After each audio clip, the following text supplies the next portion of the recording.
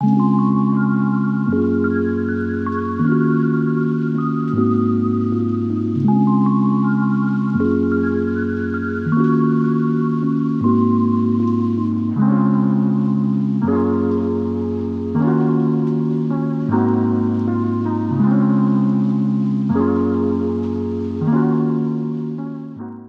to Crushgasm, the podcast dedicated to the highs and lows of crushes. From their first to their worst, we're going to cover them all with a cascade of characters, including our guest today, 2023's answer to Montel Williams, Harvey Laguerre, a stay-at-home dad, husband, podcaster, and men's life coach who is here to talk not only about his amazing podcast, Men Are the Prize, but also a crush that his hot wife, Carice, has given him the okay to be a hall pass.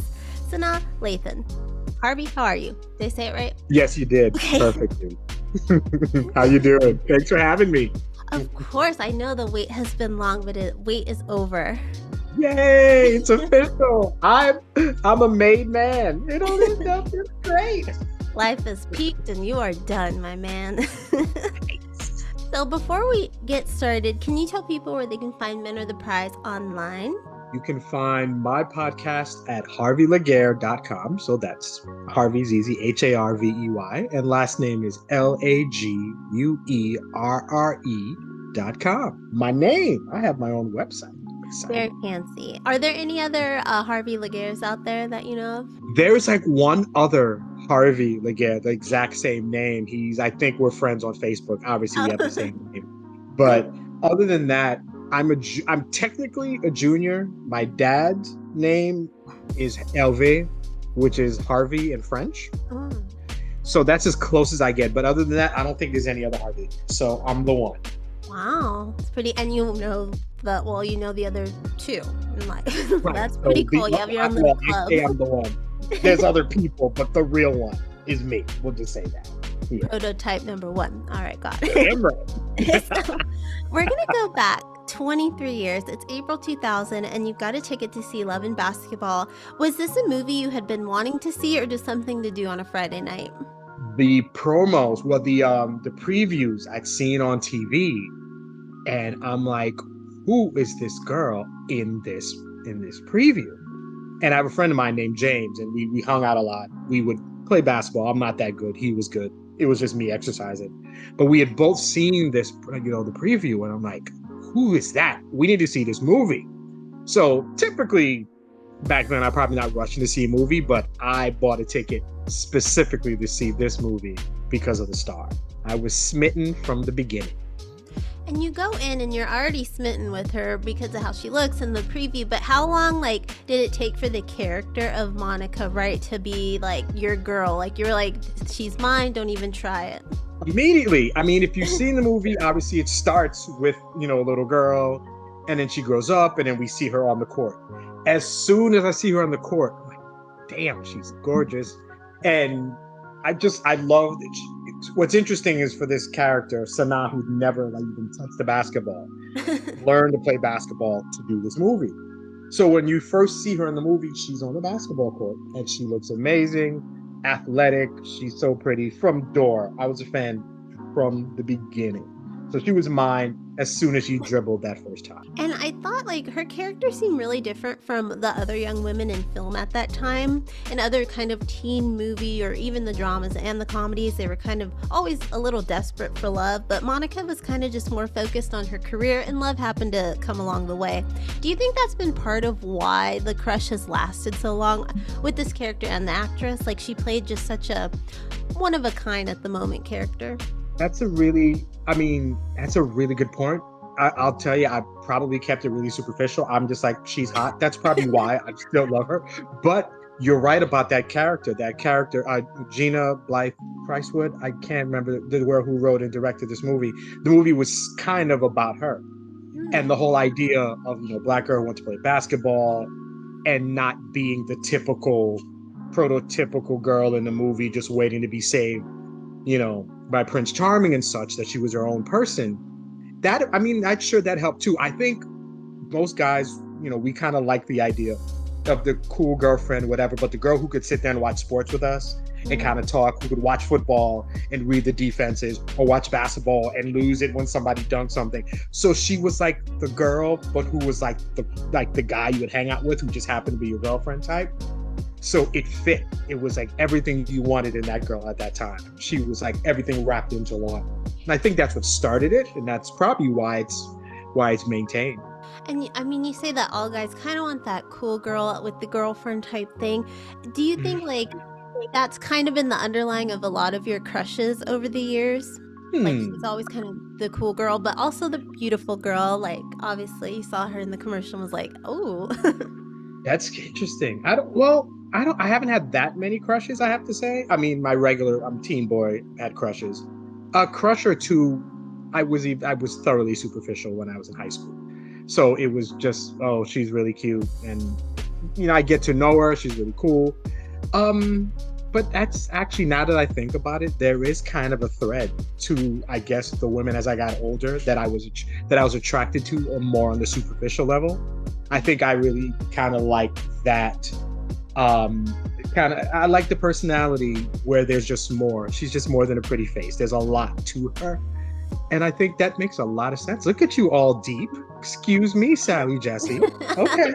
Oh, oh, she was my favorite for Out of Control Teens. Oh my god, she had the best. They all had their like number one hitters. Jenny Jones's makeovers. Ricky Lake was kind of the wild card, and then Uh-huh. yeah, Hmm. Sally Jesse, Out of Control Teens, and Maury was of course the Who's the Father, but that got a little old, right? But he was like a serious like journalist to start with, and then just fell into, well, we just going to do DNA, and it was, oh, I It, respected him so much, and then he just he he went sold into his the soul for crazy. ratings.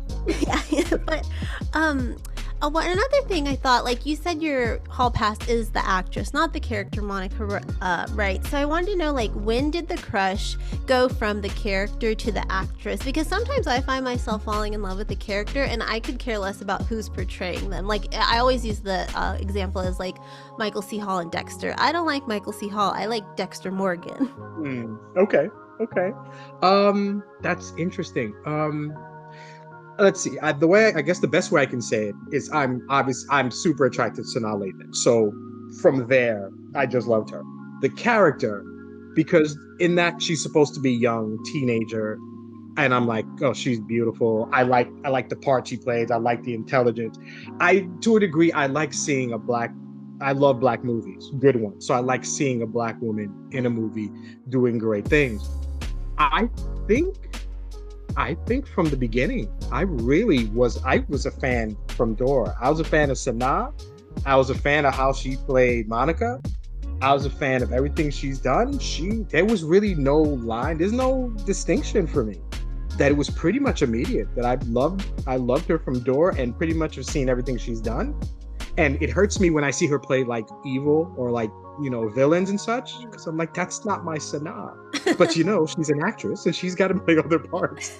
But that crush has been there from that first time basketball, the first time her and Omar ups. It's a really nuanced role for me. I love that word, nuanced. I feel like she did a really good job, and I feel like she's one of those characters that you can't help but love, Hmm. especially when you're a guy and you kind of see somebody who kind of, and I don't want to speak for all men, but for a guy who likes that kind of pretty girl, loves the same kind of things as you do, it kind of fits. It was just like everything about her just really resonated with me and connected, and it was just a good movie. And anyway, and in the end, it kind of falls back in line. She wants him, and now he's got to play to get her heart. It's still kind of the love story type of thing, but yeah, I was a fan from beginning, from the absolute beginning. And one more thing about Monica, since you mentioned this is a character you can't help but fall in love with, I remember I was in like middle school going into high school when this came out, and every female athlete I knew, no matter what sport they played, but definitely the more of the basketball girls, made this movie their whole personality.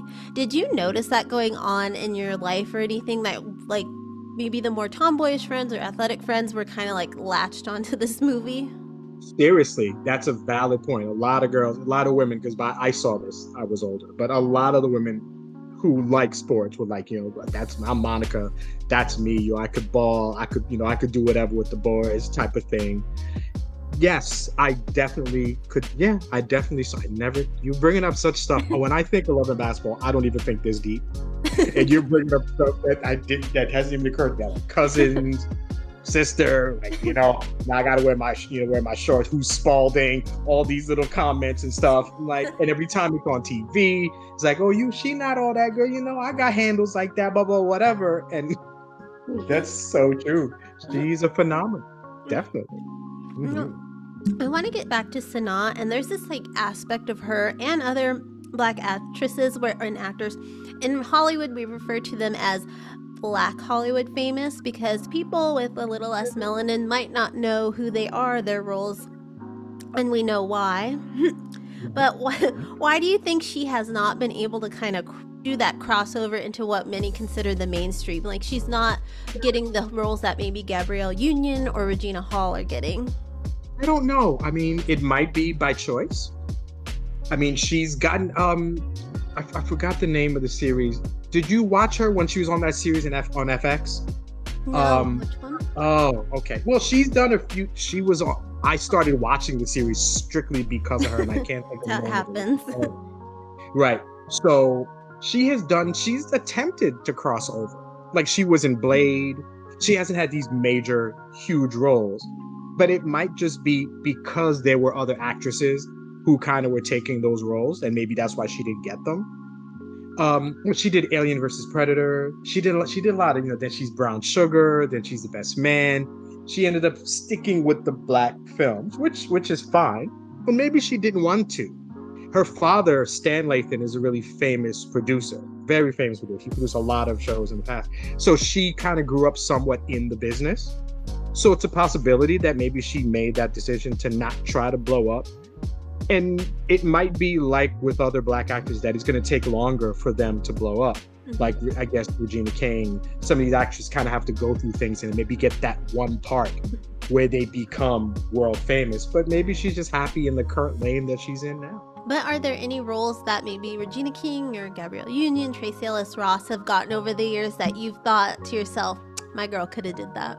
I feel a lot of them. I think because she's funny. All of them. She's got basically, listen, take Regina out, but Sanaa. There's whole movies, because I'm such a fan of her, that I'm like, what if we did Pretty Woman and we take out Julia Roberts, we slip in Sanaa, and then we go from there. In my humble, superficial opinion, she's just as beautiful as Julia Roberts is. What if we do an updated version of Pretty Woman and Sanaa is the streetwalker with a heart of gold and that type of thing? Or I think she could have done anything. It's a matter of her deciding which one. But she was in Blade for a few minutes because she's his mother. She's done a little too much of oh god, I can't think. Wow, the oldness is coming through. She's done a few Tyler Perry movies, but I can't really watch those too much. But I feel like those parts end up being interchangeable, which means they're not great roles, at least to me, but means she could have played the part. So hopefully there's a really great role for her coming that will set her apart from everybody else. But for me, she's already done it. But for the palm colored people, maybe they just haven't seen her yet. Yeah, but you said a movie you find interesting. I found this one interesting she did. It's that Napoli Ever After. Is that the one where she shaved her head? Yes, because as someone who has struggled with accepting their natural hair on most of my life, I really appreciated this movie. Do you think as a father of 3 wonderful daughters, Black daughters, of course, is this something you appreciated about her making this movie? Because of course we had Chris's his good hair, but this is kind of the first movie I've seen tackling that subject. Anything, any film, any medium that does something to promote confidence in Black girls, I'm gonna love. So of course I'm happy that she's doing it. I will say I wasn't thoroughly a fan of the movie, but I was a fan of the idea of the movie. It wasn't the best. I wasn't a fan of everything about it, But anything where somebody, any movie where we can talk about our girls and she can be out front and, I can jokingly say, she don't need no man type of thing and just do something on her own. I want all my daughters to be independent, strong women who can do whatever they want on their own. So anytime I see something like that, it makes me proud, and something I eventually would watch with my girls so that they could appreciate their independence, their intelligence, their energy, their blackness, their femininity, all that good stuff. I like it when I see Black actresses showing out, and I feel like that's one that she did, and she took the step because she really did shave her head for that. So it was good. I could never. I just fear it wouldn't grow back because I shed a lot of my hair. So I'm like, I don't know. My dad's been bald my whole life, so I just don't know what's going to happen up there. Oh, you're right. On the note of these like strong female roles and stuff, that's like something she seems to have. She has this like feminist spirit raging throughout like this movie that we talked about, Napoli Ever After. You have Monica. For you and her being your crush, is that something that makes you sort of proud of your crush? Like, dang, my girl's out there like representing well. Because sometimes a celebrity crush could be a little embarrassing. I definitely have crushes. I definitely have another crush or two that are embarrassing. And if I come back, maybe we'll talk about it. But for her, I think it enhances the crush because, like I mentioned, at first it was as superficial as it gets, just pretty, beautiful woman. Adding on the personality, the intelligence, all the extra stuff, it becomes more profound because it's not just loving her because of how she looks, because how she speaks, how she holds herself, how she presents herself, how she doesn't let the world, do anything to her. So yeah, it only gets better with her getting older, with me hearing what she thinks about the world, about everything that she's done. Yes, I can proudly say that I am a fan of this woman for a multitude of reasons, first of which was the superficial, but more in the end because of what's inside. You're leading the Sanaa hive. Is that over their hive? I need to start that. I think everyone should have a hive. Every celebrity should have their own hive to represent for them. If there's ever like a war of the hives, I feel like. Oh my God! I feel like Beyonce and Taylor Swift hives might take us all out, but Oh yeah. Oh no doubt. It'll just be those two fighting each other. Oh yeah. No, we don't mess with Beyonce. The fact that we even said her name now, somebody's listening. I know. Somebody's listening. They're like, what'd you say about her? You better say something nice. Be respectful. I love Say My Name. It's so good. So I interviewed this couple. So shout out Chris and Leia from Boozy Bracketology. They came on to talk about their hall pass crushes, and they legit were like, oh yeah, this is something we talked about early on when we started dating. And they even have lists that they keep updated. And so wow.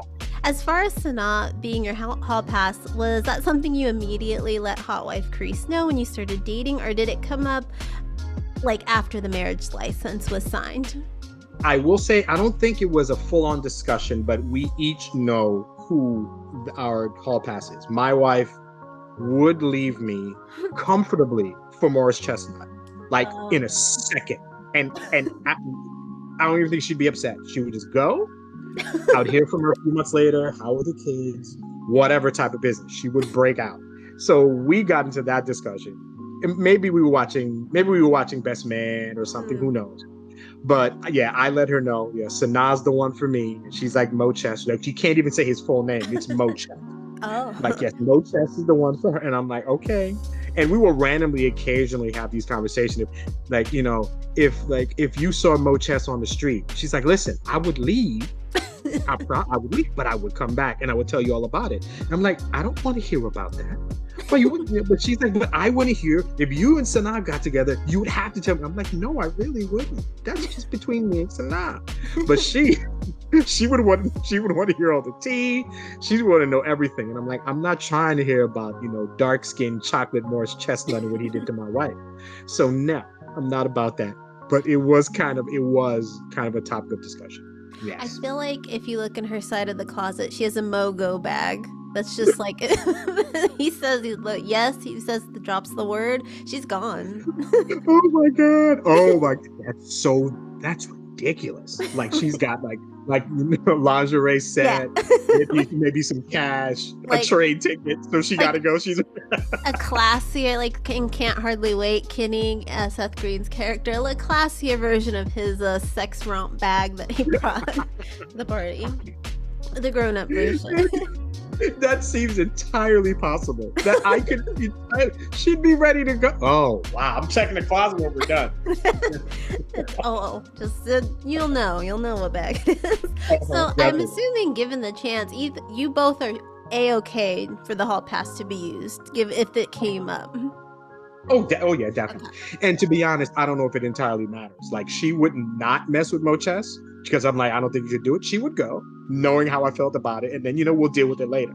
But we both know who our crushes are. So if something went down, and Moches just happened to be in my neck of the woods, and I wasn't able to like shoot out his tires or something, and he made it here, then hey, I guess all right. Dinner's on the stove. I'm gonna go sleep with Morris Chestnut. That's probably how it would go. I guess I'd be more respectful about it. I'm like, Sanaa's here. We're gonna go have some coffee, and we'll see what happens. Chris like, nah, what's about to go down. So I just going to accept it. Well, you need a Sanaa bag. I do. I really do. The jersey that I'm wearing. When you guys travel too. Oh, you never know. That's right. I'm in Florida. We pull up in New York. If we happen to walk the street, oh my God, I'm always ready. Prepared. And then I could just go into like a phone booth, do a quick Superman chain, and I got the jersey on. Got some shorts on. Or always be wearing the jersey. Just always be wearing it. Oh, it's always nope. Then I need multiple ones because I got to wash these things, man. I got to be clean when I meet her. That's true. You don't want to be that guy or that she remembers, but for the wrong reason. Exactly. So we're gonna do a quick little speed round about Sanaa and her her career. So, what is her best character? I mean, I'm gonna go with Monica from Love and Basketball. That is my favorite. I'm not saying she hasn't done other good things, but my favorite character of hers is definitely Monica from Love and Basketball. By far. A recent movie you saw that you wish she would have been in? It's the movie that won all the Oscars. Is it Everything, Everywhere? All at Once. I think that would have been interesting. She would have been hilarious in Jamie Lee Curtis's part. Yeah. I think she would have been fun because she's got great comedic timing. I think she would have been hilarious doing that. Her best scene? In The Best Man, I think maybe the best scene is because you've seen The Best Man, correct? No. Really? No, I've never seen like so many movies. What? Oh my God. I'm a TV person, so. Okay, understood. Wow, we need to rectify that. But so there's no. All right, forget it. So Best Man. So, but you've seen Love and Basketball. I know of it. Wow. I'm not a movie person. I barely saw Happy Gilmore. That's true. You did say that you just recently saw it. Oh my God. Okay. I'll get to the 2000s movies maybe like in my 60s because I'm so slow. That's good. You'll appreciate them when you finally see it. All right, then I am going to go to Love and Basketball. The hook with that movie was, she's a basketball player. This kid she grew up next door to. Mm-hmm. They fell in love. They college. Everything that happens.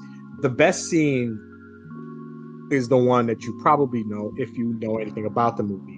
Is she's pretty much determined she's in love with Quincy. Mm-hmm. And she wants him. She goes to his house and she challenges it to a game of basketball.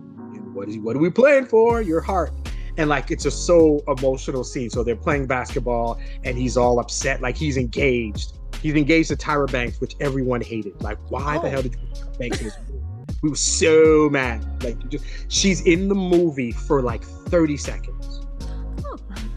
Oh, and she comes on and you're like, you can hear it's this grunt that the whole time. Oh, what? So Quincy, Omar Epps' character, is engaged to her. Everybody's like, you have no reason to marry this girl. What you doing? So Monica goes to him to challenge him to a game. And they play, and he's upset with her because she's doing this like 2 weeks before he's supposed to get married. And they're playing, and she starts off and she's starting to beat him. And he's kind of coming off of an injury. And they kind of transposed the fact that he had kind of lost his love for basketball because of the injury and because of life and everything. And with playing with her, everything started to come back. So now he doesn't. Now he's less worried about his knee injury and more he's playing, and you can see the aggression and he's getting it back. And he's playing her, and she can see what's happening. Like she's losing to this man who, like it or not, is so much better than her. And they're playing, and she gets close, but at the end he wins. And you can see, I love actresses or actors when you can see the emotion in their face. When they express that moment, and she loses, and she shows it, one, as this woman who just lost the love of her life, two, as a basketball player who just lost a game because she was always a baller. And it's all there. It's all that. Meanwhile, the song Mashande Gilcello's playing, You Made a Fool of Me. So everything is just perfectly placed. And she starts to walk off, and then he hits the line, and she turns around, and you could see the relief, the happiness, and it's a phenomenal scene. I could watch that scene over and over again, but I refuse to watch that movie when it's on TV because it's just disrespectful. Oh, but they cut out a lot. Yeah. It's maybe an hour and 52 minutes, and when it's on like TBS, it's 3 hours because they got to put 45 minutes in. It's so ridiculous. But that scene, you love her, you understand everything that she's going through. Quincy was a little bit of an a-hole to her and such, but she still loves him from the time when they were kids, and it's just well done. And they get together, and it's just a wonderful scene. Everything is put together perfectly. I mean, that sounds intense. The song choice sounds that's a wild one. It's a great song, and it fits. It's I don't know if you get a chance to listen to it, because it's just like kind of this haunting, like, you made a fool of me, and she, like, the words fit the scene. And they're playing back and forth, and it's like they're kind of cocky because it's two people, one person who knows she's in love, the other person doesn't really know yet, maybe subconsciously knows, but she starts off well, she's up to nothing, and she's talking junk to him. She's like, oh, what's going on, blah blah blah, and then she kind of riles him up, and then when he starts playing, you can see it, and obviously in a situation like that, the music is a little bit low because they're talking. But then when he's getting ready to play and he's about to put it down, then you got to raise the music, because now I don't need to hear them talk. Now I need to watch their mannerisms. Now I need to see how they look at each other. And they were dating at the time when they did the movie too. So they did a wonderful job. They have such chemistry. And it's beautiful. So beautiful. But that scene, there's no way for you not to know how this movie's going to end. So if you ever just want to watch that last scene. I read the Wikipedia plot. Okay. Because I was as familiar with it. Sometimes I try to read plots, and it's like you don't know the actors or anything, so the names and the characters keep getting like jumbled, but I knew this one, so it was very easy to follow. I was like, okay, all right. Like I'll be like, if I want a spoiler for a big movie, I'm like, oh wait, but this makes no sense to me because I know nothing of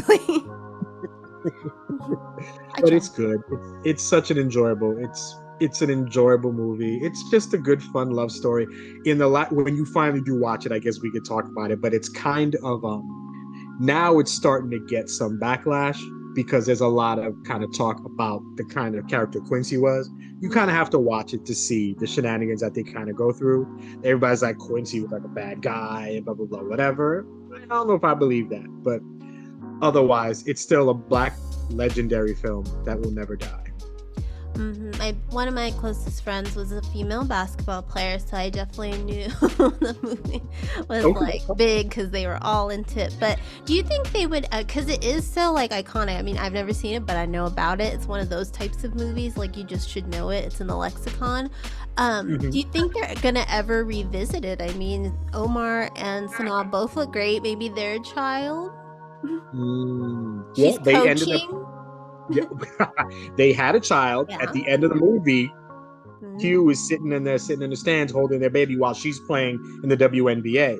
So that's entirely possible. So it is possible. Could be a WNBA coach and her kids coming out. That's a possibility. That's definitely a possibility. I don't think they will, because I think with all these remakes of films, there's always been like, oh, Love and Basketball 2. And I think they kind of talked about it, but I don't think they're going to. And I think some movies just need to be left alone. I'd rather them not mess with it. Yeah, leave it be. There are some I feel like that as well, where I'm like, why? We don't know. Stop. Every Disney movie. Every Disney movie, there's a part 2 and it just goes right to video. Every one of them. Are the live action ones that nobody needed. Exactly. Nobody. Lion King 1.5 or Beauty and the Beast. Like, why?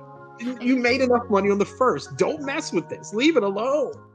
And like the animation, especially for like the 90s ones, like when Aladdin 2, like it just decreased in value. It was just like they Xerox some pictures from a coloring book. It's so bad. No, I believe it.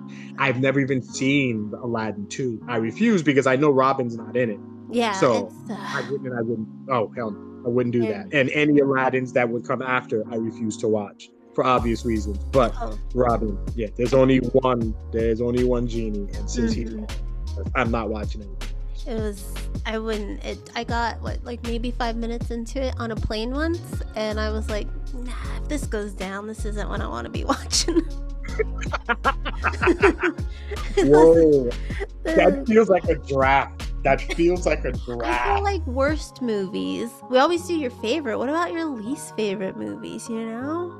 I have so many of those. I could do that easily. Yeah, my problem is mine would have a thread. There's probably a certain person who'd be in a lot of them, and I don't want to do that. They'd be like, hold on, wait a minute. Who was in that? In that too? 17 Men in Blacks? Can I add the first set of commercials for Men in Black? I hated that too. That was terrible. And when then they had toys at Burger King, hated those. Yeah.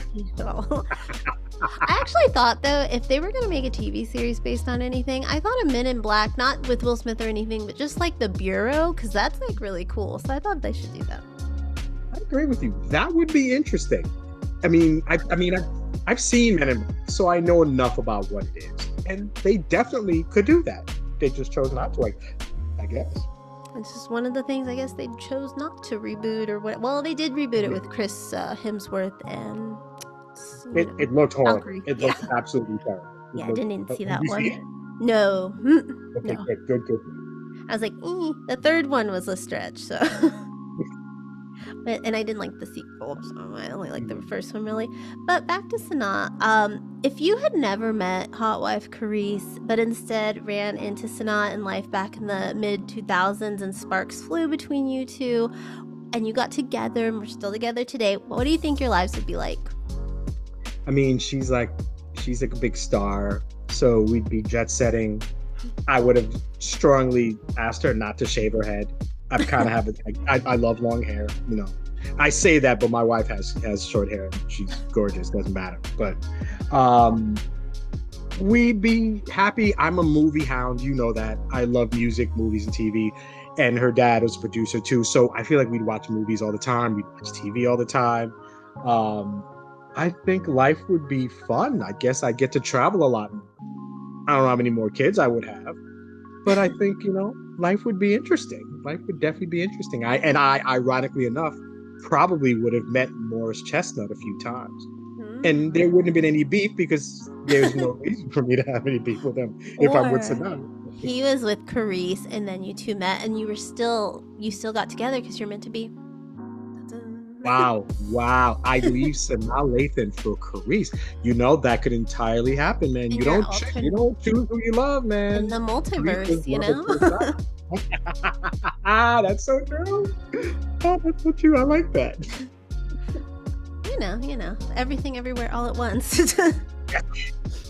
Coming back around. So you had a good life with her. So I think that's a good thing to strive for, just watching TV and movies and having fun. Yeah, we enjoy life. Yeah, I think so.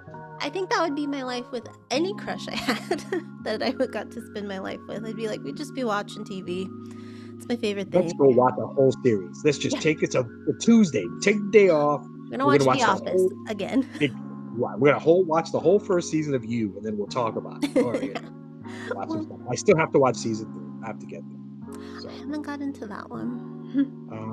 yeah, my wife gave up on trying. She watched the whole thing, Oh, then she started watching it with me. She did the same thing with, oh my God, The Boys. She watched the no. first 2 seasons of The Boys. She's like, you would love this. And then I watched it and I'm like, this is amazing. Mm. Absolutely amazing. And we've kept up ever since. But she's quick. If we start something together and I'm like, I don't know if I really like it, she's like, fine. And then she just finishes it off. So that's just her. That's her. That's fine. Well, good taste. The Boys is amazing. Oh, I loved it. Oh, The Boys is so It fun. makes Marvel and DC look so just to me now, for the most part.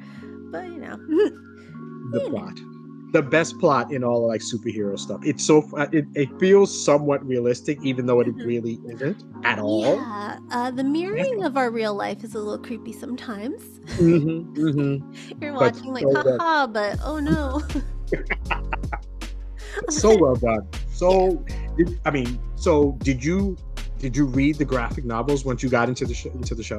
No, I actually, when the show came out, I thought it was there was this show on like NBC that was about superheroes, but the side of like the team that would kind of clean up after them, like damage control, and it was like Okay. cheesy, and I thought that's what this sort of was. So I was like, I'm not gonna be into that.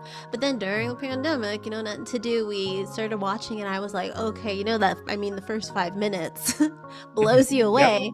So we were like, okay, Yep. this is definitely different, and we binged it like crazy. I think I've seen We it did the 3 same. times through now. Wow. Okay. It's Okay. actually become one of my. It's like The Office, Frasier, The Boys. Those are my comfort shows. Oh wow. That's interesting. I don't know if I could watch The Boys in comfort. That's really interesting. You keep throwing ideas. We need to do a comfort draft. Oh, Ooh. there's so much stuff to do, but I don't know. That seems so. I could definitely do Frasier. Whenever I want to watch something, I will always watch that last episode when Daphne's about to get married. I watch that episode. Cheers, I always watch. The last episode when Diane leaves. I don't know if you ever watched Cheers, but Cheers was like parents were watching. So I'm familiar with it, but like I haven't sat down and watched it all like as an adult. But it was Mhm. definitely like something, if it was like Saturday and it was in syndication, I was like, all right, let's watch it. Mhm. If you watched it, if I mean, obviously, as a super fan of Frasier, we both are. Mhm. If you watch Cheers, I think it'd be interesting for you to see early Frasier.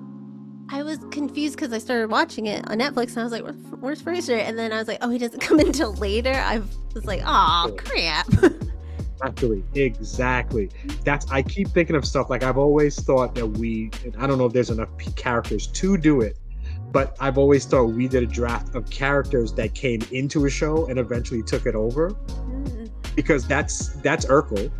Yeah. That's like I guess Frasier was supposed to be like drop him in kind of character. He wasn't supposed to be like a regular, He but just he popped just off. fell in and we loved him. And so I think he didn't take over the show, but he definitely became a huge part of it towards the end. So, and I'm excited for the reboot. Hooray. I've heard such good things. I listened to this one podcast, and one of the hosts is a comedian. He said he got to read the pilot script, and he's also a big fan. And he said and he's usually a curmudgeon, and he actually said it was Mhm. really good. I was All like, a bad right. guy said it was okay, and then a lot of people in the Facebook group that I'm in have gone to tapings, and they said it's really good. So I'm excited. I'm like, okay. He's definitely someone where I have to separate the art from the artist, because I was like, he's got a show on what network? Like Roseanne's network? At least like just keep him quiet as long as he stays quiet. I'm like, don't like Kelsey. I like Frasier, Big Kelsey has big hand in a lot of shows. He's executive producer. Girlfriends. And he did a lot. He did a lot on the low. So Wild. yeah. But so now it's time we're going to talk more about what you got going on. Because you're like a really busy guy. You got a couple of podcasts out and about. You got one with the Hot Life Carice we've been mentioning throughout today, which kicked off in 2020, and then your own Men Are the Prize, and that came a little later. And how did you think having a set foundation with Love is Black helped you push things forward when it came to your own show? Like, you're like, well, I already have my toes in the podcast world. This shouldn't be too hard. So I got pretty comfortable just talking with Carice and doing the podcast. I think for me, the first podcast I ever listened to was Serial.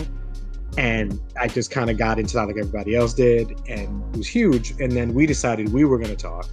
And the first few, it was a little weird, a little different. But then once we got into it, and I'm comfortable just being in a room talking with Carice, and I like the idea of just talking to the world, talking to people, and just sharing our experiences with our relationship and stuff. And the more comfortable I got with that, the more I like the idea of helping people. Because for us, we think we're helping Black couples. Because we're talking about love, talking about life, and it's not all rosy and snowflakes and all that, ish happens, and it's hard, and to kind of talk about it and deal with it. So the fact that I felt like I was kind of helping the masses made it easier for me to consider doing one of my own where I help men. So when I get to do Men of the Prize, it's the reason I'm comfortable doing that one is because I was comfortable talking about relationships. Now I can kind of still talk about relationships, but now I'm talking about Black men's relationship with themselves. Self-awareness, stuff like that. So that's how I got to it. And it was good to start doing it with Carice, but I'm a bit of a talker, as you can tell.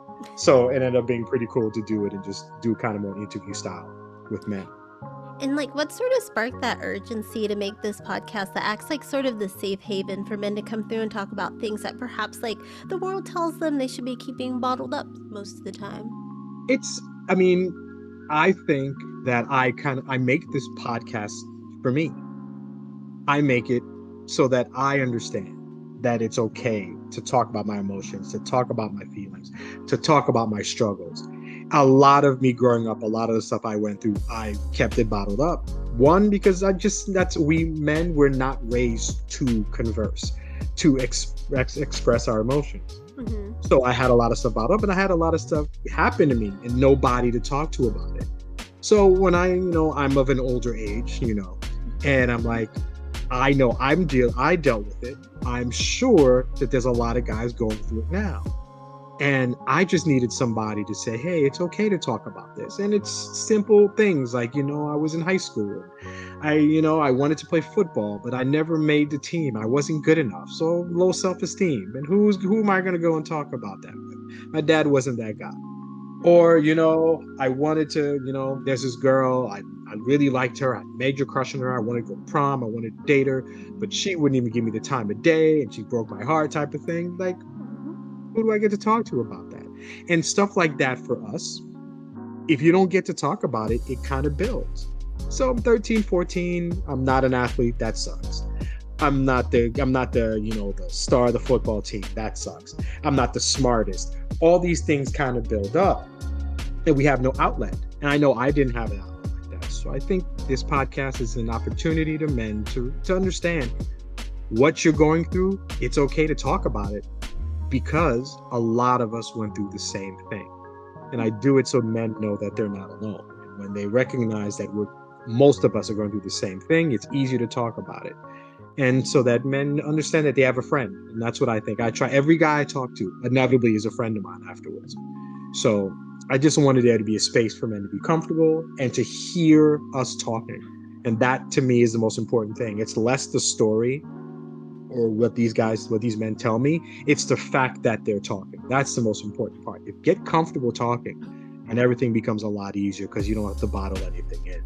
Isn't that a strange but sad phenomenon that men often think depression, anxiety, all of this is just so individual to them and that no other man could be feeling what they're feeling? It sounds strange. Does it? It's not. It may sound strange to you, but it's not. We don't get that talk. Mental health is not discussed with men. It's not. Nobody sits us down and talks to us about how to handle anxiety, how to handle depression, your self-esteem, your value, your worth. These are things that are not spoken to.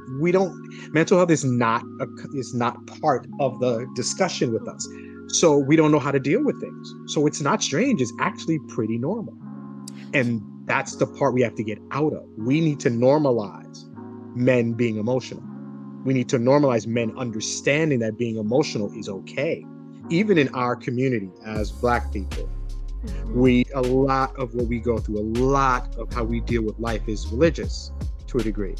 And if you have a problem, you're not supposed to go see a psychiatrist or psychologist. Go see your deacon, go see your priest.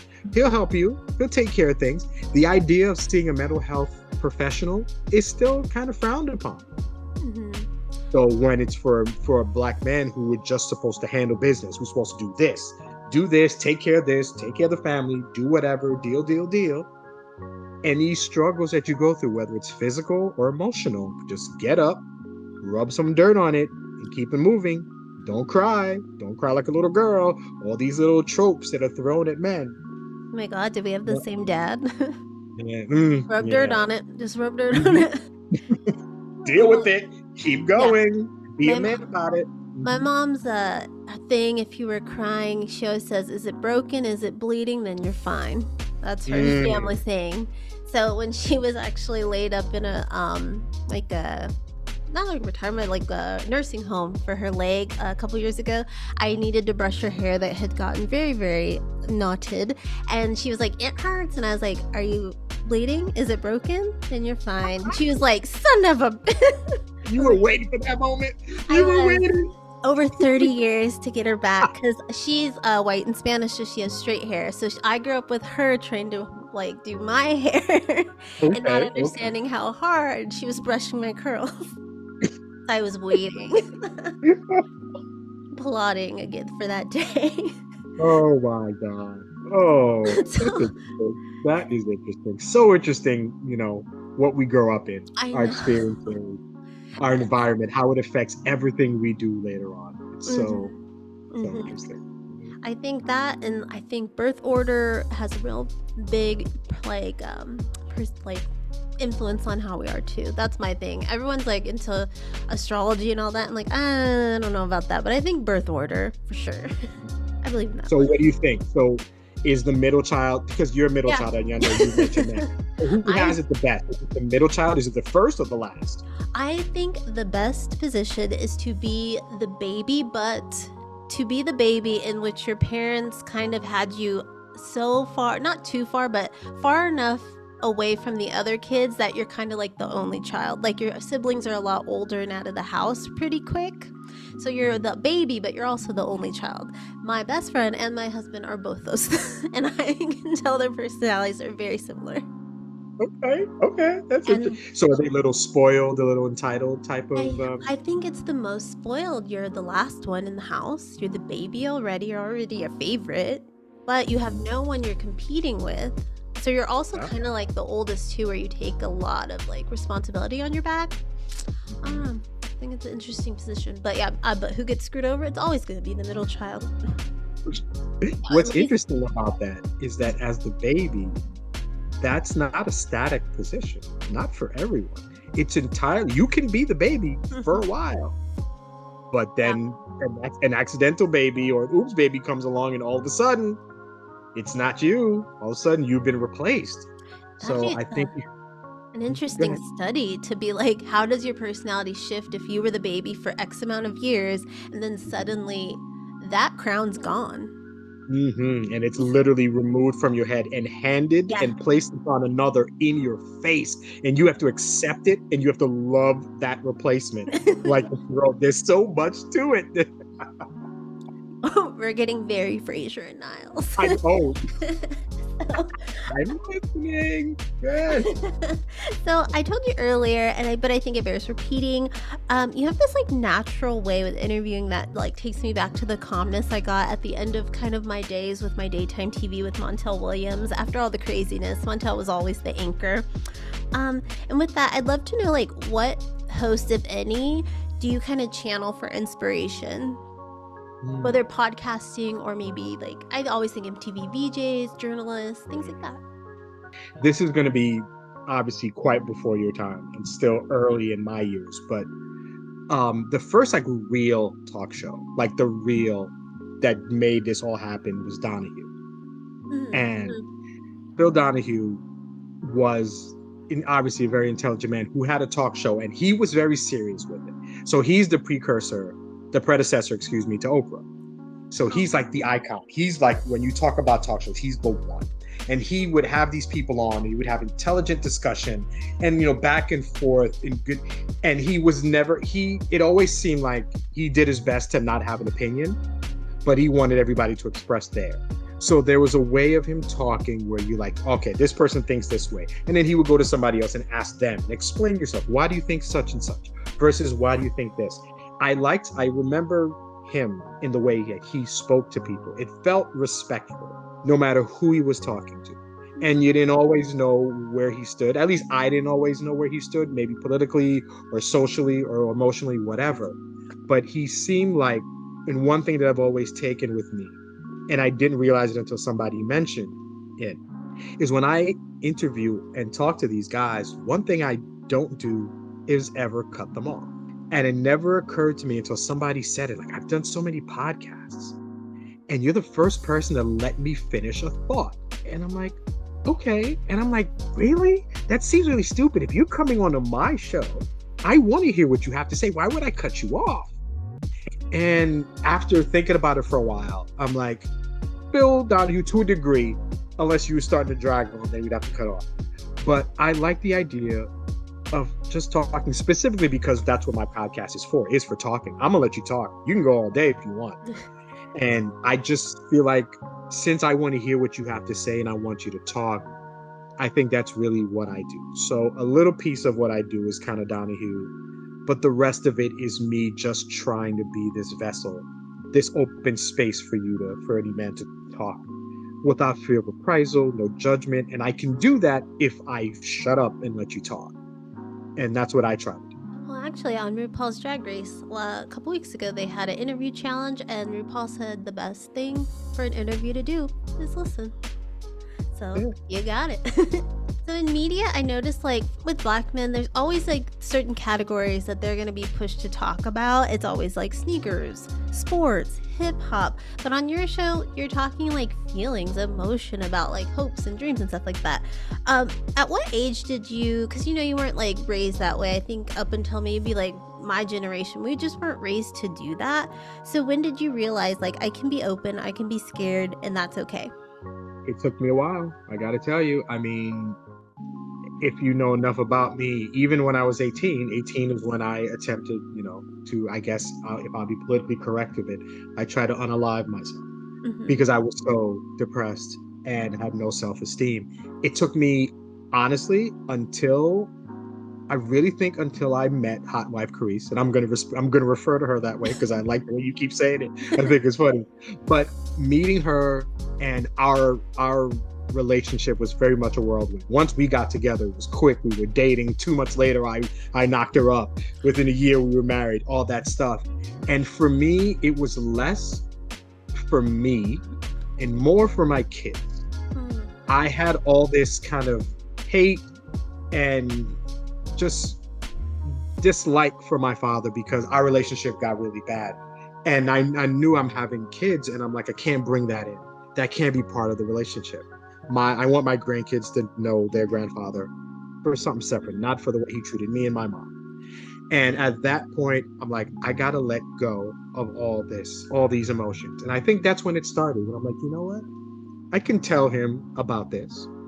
I can kind of lean into my feelings because, one, I want to have a positive experience, a positive environment for my kids. And that's going to require me to be more emotional. It's going to require me to recognize what I feel, who I have issues with, and how to get past them.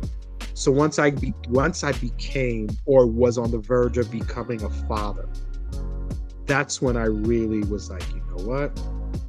I can be emotional, and I'm still working on it. It is a evergreen journey. You're never going to quit, especially with men, because it's so ingrained in us that I have to make a conscious effort to be open.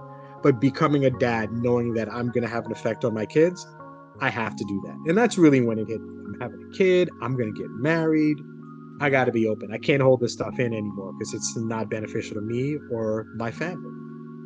And not to, you said it's always a process, but it seems like on one hand, it seems like it might be getting better. We're having more open conversations about mental health. You see the BetterHelp commercials, I think, in every large podcast out there, and on YouTube ads everywhere.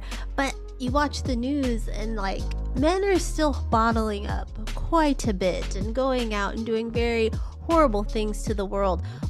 When do you think we're gonna get that shift in our lifetime to where we're like, chill, we're all taking care of ourselves, both physically and mentally? We definitely will, but what it's gonna take is a lot more than what we're doing now. I kind of like, I don't know if I parallel it to like how we deal with racism in this country. Racism is prevalent and it's always going to be here. We're better than we were before. So now we don't have, they're not pumping hoses at us. They're not sending dogs our way, but it's still racist. Men we're allowed to be more emotional. We're being told to be more emotionally available, but it's still bad. It's because the effort, and what I really think it is there needs to be real change. It needs to be real discussion about how we treat boys, how we talk to them, not about how we treat girls or how we treat women and marriage and dating and all that stuff. That's all secondary, at least to me. For boys, how do you raise them? They need to learn to be emotional from the beginning. They need to know that it's okay to cry at 4 years old and not be looked upon like a sissy or stuff like that because they cry. They can do ballet because it's not just something that's just for girls. They can be emotional. They can get a hug. They can get a kiss from their dad. They can be vulnerable with their friends. You have to start early, because we need to focus on working with boys. We need to allow boys to be emotional and make it okay. And when it's okay, then a lot of the bad things that happen later on won't, because you won't have a bunch of young men running around bottled up with all this anger, and the only way they feel can handle it is with a gun and shooting up places.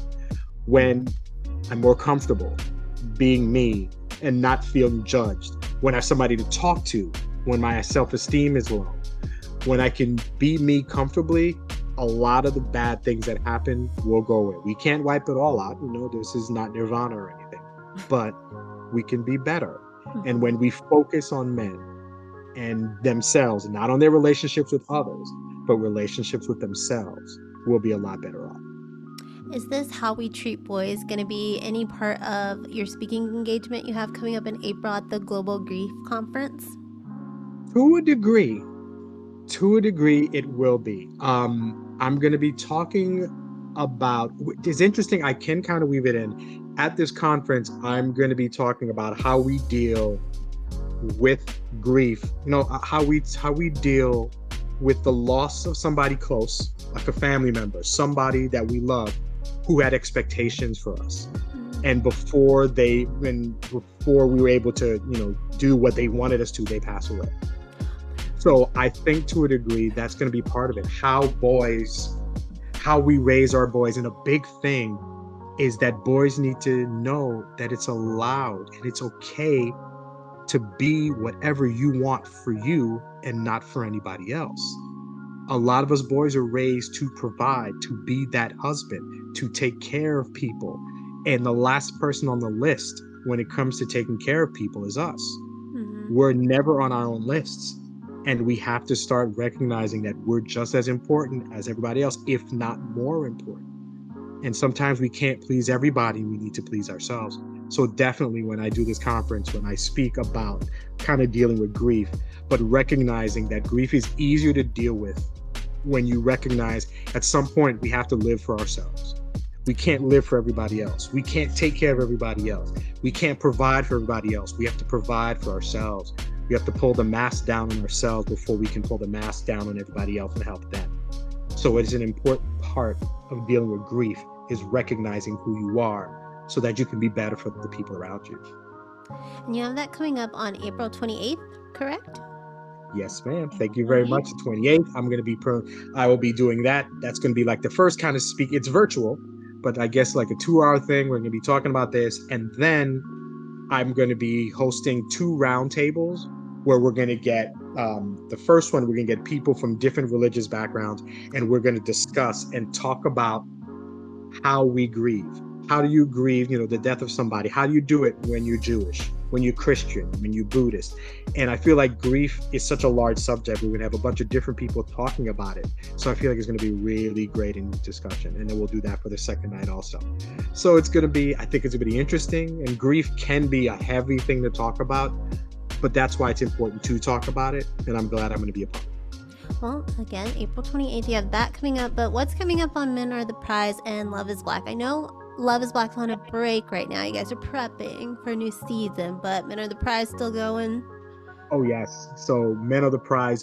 This is season 2 for me. And this season, I interviewed so many men that I have this backlog of episodes. Oh. And this season is going to end on Father's Day. Oh. So every week I drop an episode, and I've interviewed a lot of men who've been very open with me. The last 5 episodes of this season are going to be interviews with, the men that raised me. I'm Haitian. I'm part of a huge Haitian family, and I have 4 uncles and obviously 1 father who had a hand in helping me become the man that I am. So I figured the best way to kind of finish off this season is to talk to the men that kind of molded me. So I'm going to talk to 4 of my uncles, the 4 uncles that I have, and then I'm going to end the season with a conversation with my dad. Oh, wow. I mean, you said you didn't have like a good relationship with him. Right.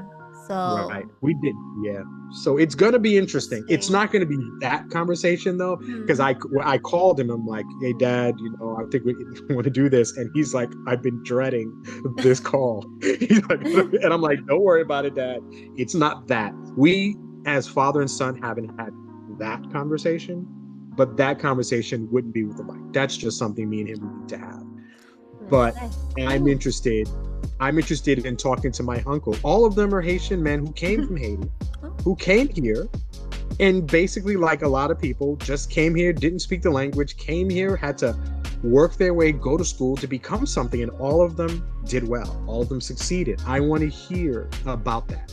How did you deal with coming here in like 1971 or 72 and just being a Black man walking around here, and how did you survive?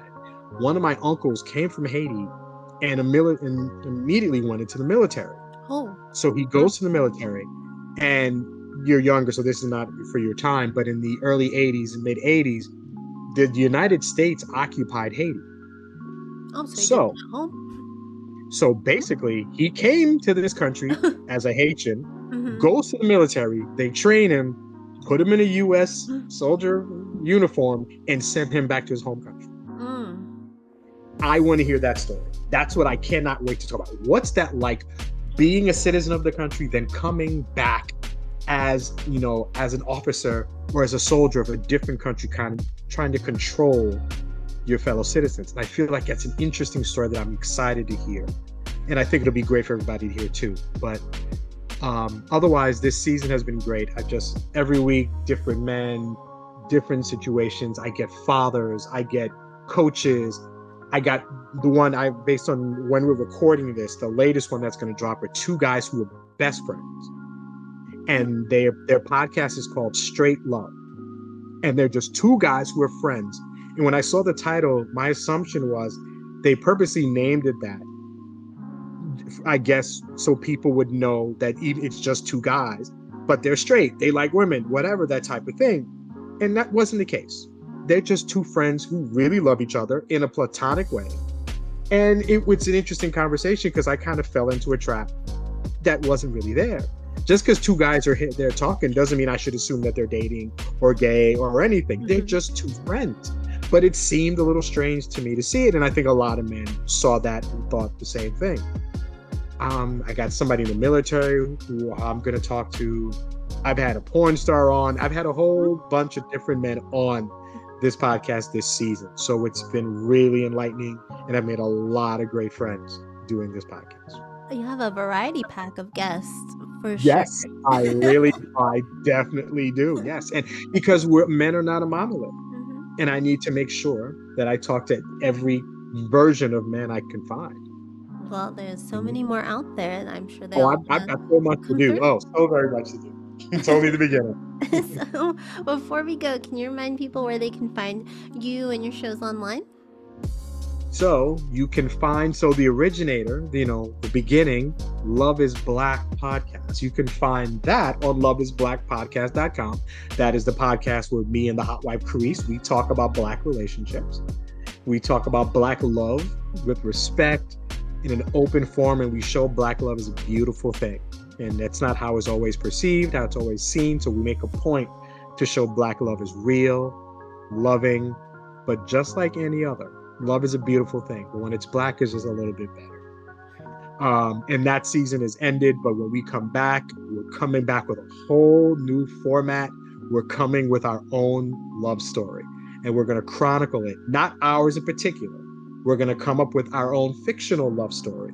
And we're going to chronicle it for a season. So that's what we're going to do.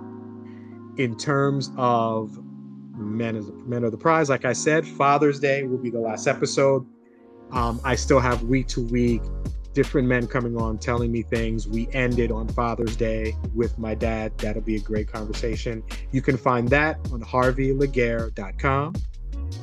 You can also find that on the website that we share that, we're lucky enough to have you kind of curate and take care for us, where you have all of us podcasters on there. I did not make these rankings, podcastnetwork.com. And I did do that. I said it all right, but Yep. I know there's actual letters, so I know you're better at that than I am. So, but you can find both of those podcasts on that. And otherwise, you can just type in Harvey Laguerre and all this stuff will come up when you Google me. Because as we went over, you are the prototype Harvey Laguerre. Yes. So, I like Harvey, that. thank you so much for taking the time to talk to me about your hall pass crush. And everyone, you can find all of that information below. And until next time, as always, keep crushing it.